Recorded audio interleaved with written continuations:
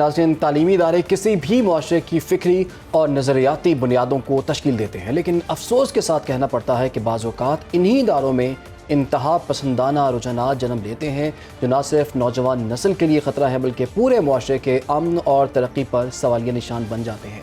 ایسے میں سب سے زیادہ اہمیت تعمیری حکمت عملی کی ہے تاکہ طلبہ کو فکری طور پر محفوظ اور مثبت سمت میں آگے بڑھایا جا سکے۔ نوجوان نسل کی فکری تربیت میں اساتذہ کا کردار سب سے زیادہ اہم ہے۔ استاد اگر رہنمائی کے ساتھ نصاب کو اعتدال پسندی اور برداشت کے پیغام سے ہم آہنگ کریں تو طلبہ میں انتہا پسندانہ سوچ کی جگہ علم، تحقیق اور مثبت رویے پروان چڑھ سکتے ہیں۔ اسی پر بات کرنے کے لیے ہمارے ساتھ موجود ہیں ڈاکٹر ضیاء الحق صاحب، D G Islamic research institute. بہت شکریہ ڈاکٹر صاحب آپ کے وقت کا۔ کہیے گا، جس طرح سے ہم دیکھتے ہیں کہ آج کل انتہا پسندانہ سوچ بہت زیادہ ابھر کر سامنے آ رہی ہے، نوجوان نسل کو اس سے کیسے بچایا جا سکتا ہے اور تعلیمی ادارے اس میں کتنا اہم کردار ادا کر سکتے ہیں؟ شکریہ جی، آپ نے بڑا اچھا سوال کیا۔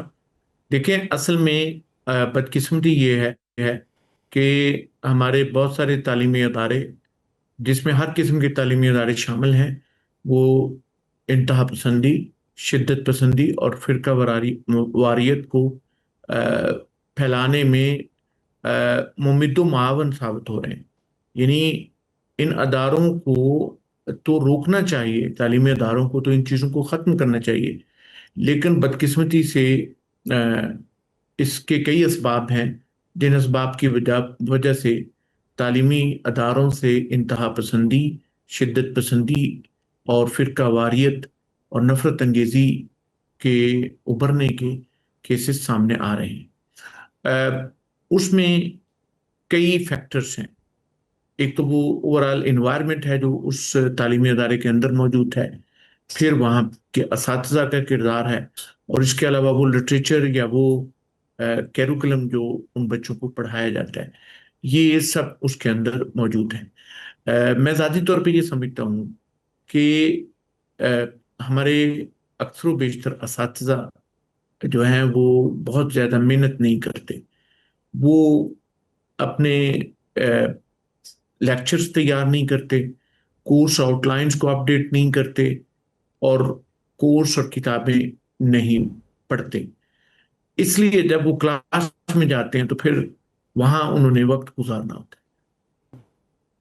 تو ان اساتذہ میں سے کچھ اساتذہ، یہ بہت بڑی تعداد نہیں ہوگی، یقینی طور پہ بہت تھوڑے اساتذہ ایسے ہوں گے کہ وہ پھر ایک پاپولر نریٹو جو طالب علموں کے سامنے بیان کرتے ہیں، اور آج کل کا چونکہ پاپولر نریٹو جس کو لوگ سننا چاہتے ہیں، جو لوگ پسند کرتے ہیں، وہ نفرت انگیزی، فرقہ واریت اور شدت پسندی ہے۔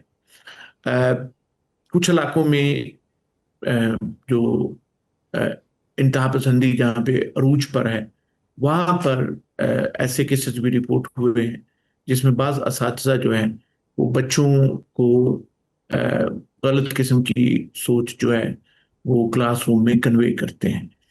تو اس طرح بچوں کے ذہن جو ہے وہ ان کے اوپر شدت پسندی اور نفرت انگیزی کا غلبہ ہو جاتا ہے۔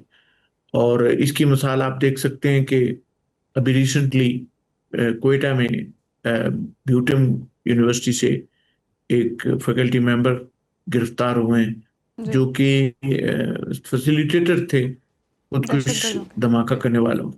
آپ اندازہ لگا سکتے ہیں کہ ایک شخص جو اتنا پڑھا لکھا ہو، اتنی اچھی جاب پہ ہو، اور ریاست نے اس کو سپانسر کیا ہو، پھر بھی وہ ایک غلط فکر کو فالو کر رہا ہو، اس کو بیچ رہا ہو۔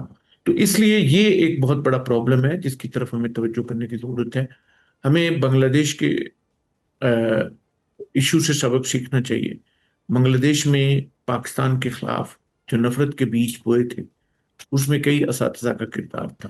اساتذہ نریٹو بلڈ کرنے میں اور نریٹو کو پھیلانے میں بہت اہم کردار ادا کرتے ہیں، اور ہمیں اس پہ باقاعدہ ریسرچ کر کے اسیس کرنا چاہیے کہ جس جگہ نفرت انگیزی زیادہ ہے، کیا وہاں کہیں اس کا سبب جو ہے وہ اس میں اساتذہ بھی شامل تو نہیں ہے۔ سارے اساتذہ تو نہیں ہیں، لیکن کچھ اساتذہ ایسے ضرور ہیں۔ بالکل ڈاکٹر صاحب، آپ نے بالکل درست کہا، ایسی ایگزامپل جو ہیں وہ بالکل ہمارے سامنے موجود ہیں۔ یہ کہیے گا، اس رجحان سے بچا کیسے جا سکتا ہے؟ کیا نصاب کی کچھ تبدیلی کر دی جائے، اس سے بچا جا سکتا ہے، یا تعلیمی نظام میں کچھ ایسی خامیاں ہیں جس کو دور کر کے ایسے رجحانات سے پھر ہم بچ سکتے ہیں بالآخر؟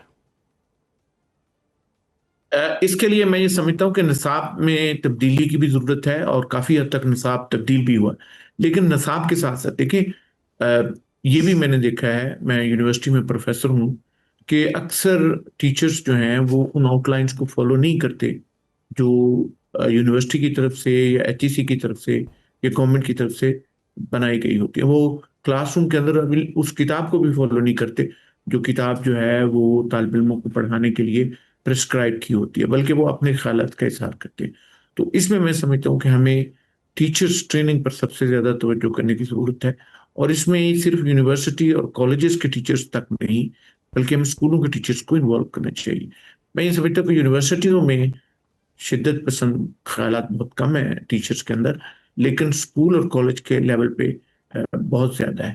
اس میں ایک اور جو پرابلم، یہ میری ذاتی رائے ہے، آپ اس سے اتفاق کریں یا اس سے ڈس ایگری بھی کر سکتے ہیں، کہ ہمارے ہاں دین کی سمجھ کو فرقہ پرستی کے ساتھ لنک کر دیا گیا، گویا کہ جو فرقہ ہے وہ دین کے اندر نہیں ہے بلکہ دین فرقے کے اندر ہے۔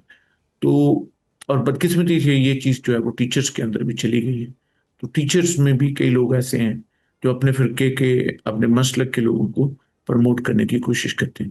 تو ہمیں اس سے اوائڈ کرنے کی ضرورت ہے، اور اس ضمن میں ہمیں بہت کیئرفل ہونے کی ضرورت ہے کہ ٹیچرز کی ٹریننگ کروائی جائے، اور خاص طور پہ ٹیچرز کو یہ دہشت گردی، انتہا پسندی، فرقہ پرستی اور نفرت انگیزی سے بچانے کے لیے انتظام کیا جائے۔ یہ بہت ضروری ہے۔ اگلی جنریشنز کو انتہا پسندی سے بچانے کے لیے یہ ایک بہترین انویسٹمنٹ ہوگی کہ ٹیچرز کو اعتدال پسندی کی تعلیم دی جائے، ان کی تربیت کی جائے، اور ٹیچرز اعتدال پسندی کا کنڈکٹ جو ہے یہ اپنے اسٹوڈنٹس کے اندر منتقل کریں۔ ڈاکٹر صاحب، بہت ہی اہم پوائنٹ آپ نے اٹھائے ہیں۔ ہم دیکھتے ہیں کہ سوشل میڈیا کا بھی آج کل بہت رجحان ہے اور بچے کتابوں سے دور ہو رہے ہیں۔ سوشل میڈیا پر کافی ایسے بیانیاں بھی ہیں جو کہ پروموٹ ہوتے ہیں، تو اس کو کیسے ہم چینج کر سکتے ہیں؟ سوشل میڈیا کے تھرو اس کے اشتراک سے کتنا مثبت بیانیاں جنریٹ کیا جا سکتا ہے؟ سوشل میڈیا اس وقت بہت مؤثر ٹول ہے، اور پوری دنیا میں اس پہ ریسرچ ہو رہی ہے کہ سوشل میڈیا کا افیکٹو اور پازیٹیو استعمال کیسے کیا جائے۔ سوشل میڈیا بدقسمتی سے الگوریدم پہ چلتا ہے۔ الگوریدم میں ایک دفعہ ایک چیز جو زیادہ پاپولر ہو جاتی ہے وہی پاپولر رہتی ہے، کیونکہ اسی کی سرکولیشن زیادہ ہوتی رہتی ہے۔ تو ہمارے ہاں سوشل میڈیا پلیٹ فارمز پہ سستی شہرت کے لیے، لائکس لینے کے لیے اور پیسے کمانے کے لیے نفرت انگیزی کو پروموٹ کیا جاتا ہے۔ یعنی بعض یوٹیوبرز ایسے ہیں یا سوشل میڈیا ایکٹیوسٹ ایسے ہیں، انہوں نے اپنے اپنے فرقے کے لوگوں کو اپنا فالوور بنایا ہوا ہے، تو وہ ان کے فرقے کے لوگ اسی لیے ان کی باتیں سنتے ہیں کہ وہ اس فرقہ کو پروموٹ کرتے ہیں، تو وہ ایسی باتیں کرتے ہیں جو اس فرقے کے لوگوں کو پسند ہو۔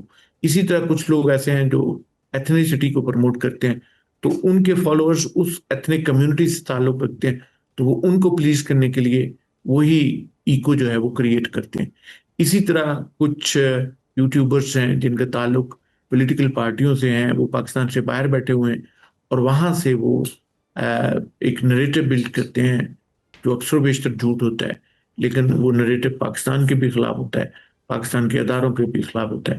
تو ہمیں یونیورسٹیوں کے اندر responsible use of social media کی تعلیم دینے کی ضرورت ہے، تاکہ ہمارے لوگوں کو، ہمارے بچوں کو اور ہمارے جو باقی لوگ ہیں ان کو اس رویے کا احساس ہو کہ ہم نے کس طرح ایک مہذب، شائستہ اور ایک متحد انکلوسیو قوم جو ہے وہ کریٹ کرنی ہے۔ ٹھیک ہے، بہت شکریہ آپ کا ڈاکٹر ضیاء الحق صاحب، D G Islamic research institute ہمارے ساتھ موجود تھے، اور بڑے اہم نکات نے بات کی ہے۔ تعلیمی اداروں کی امپورٹنس کیا ہے، تعلیم سکھانی ہے، ان کو کردار سکھانا ہے، اور اساتذہ کی ٹریننگ کے حوالے سے بات ہو رہی ہے، اور یہاں پہ کسی کو نہیں پتا کہ اساتذہ بچوں کو کیا پڑھا رہے ہیں۔ غیر محسوس طریقے سے ان کو انتہا پسندی کی طرف لے کے جانے کے لیے بھی ابھی ہم دیکھ رہے ہیں بہت سی ایگزامپلز، بلوچستان سے حالیہ ایگزامپل بھی کل ہم نے دیکھ لی ہے۔